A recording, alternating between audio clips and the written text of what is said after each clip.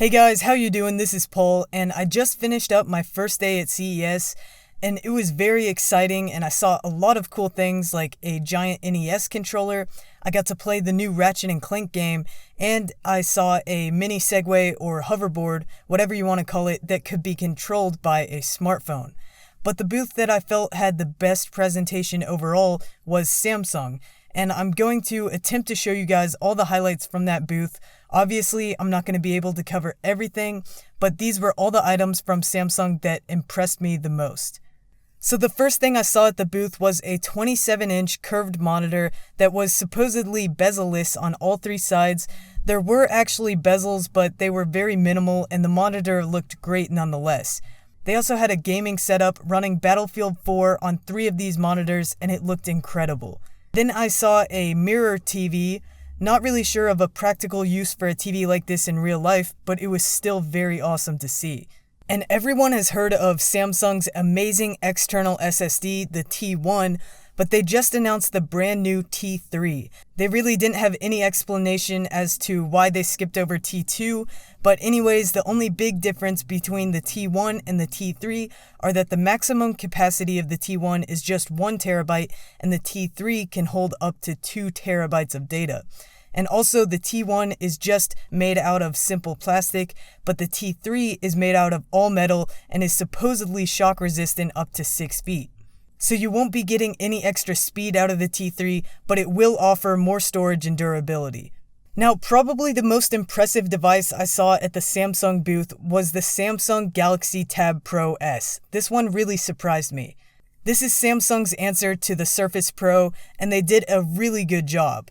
It's actually running Windows 10 Pro as its operating system, which really impressed me because I expected it to just be another Android tablet. It comes with a keyboard case with a touchpad, and it connects via a proprietary connector like the iPad Pro, so you won't ever need to charge the case. Both the keyboard and the touchpad felt outstanding. I was really impressed, almost as good as the Surface Pro 4 keyboard.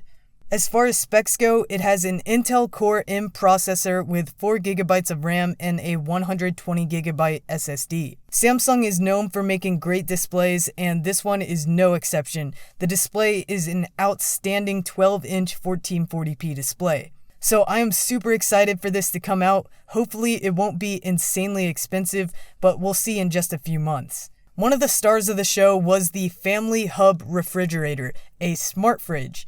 It has a gigantic 21.5-inch touchscreen on the right door that can be used to stream music. You can mirror your Samsung Smart TV's feed onto the fridge, and you can even order groceries from it.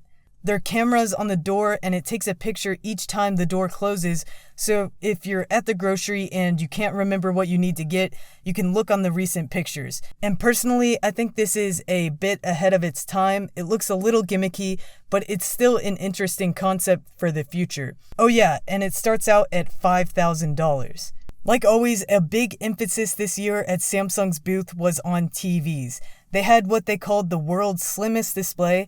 I'm not sure what the qualifications are for slimmest, but it was a 65-inch curved 4K display that was very sleek, and of course the display looked wonderful. They had 8 displays on one wall that moved around and interacted with one another, and they also showed off the world's largest UHD display at a massive 170 inches. It was hard to even get a shot of this one because there were so many people crowded around it trying to get a good look at it. Now the last thing I want to show you guys is the Samsung Notebook 9, the newly announced Samsung laptop that has a 1080p display, up to an Intel Core i7 processor, 4 or 8 gigabytes of RAM, and a 128 or 256 gigabyte SSD. So all of these specs are pretty good, but what impressed me the most from this notebook was its weight.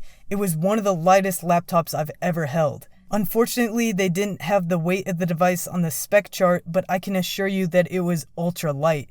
This would be a great laptop for college students or anyone that needs an ultra portable laptop with impressive specs. So that was almost everything at the Samsung booth that impressed me, and all of that was just one single booth at CES. There's so much more to see, and I'm gonna try my best to see it all and bring you guys a few more videos by the end of the show. So thank you so much for watching. If you like this video, please give me a thumbs up down below and subscribe for some more content coming soon. Thanks.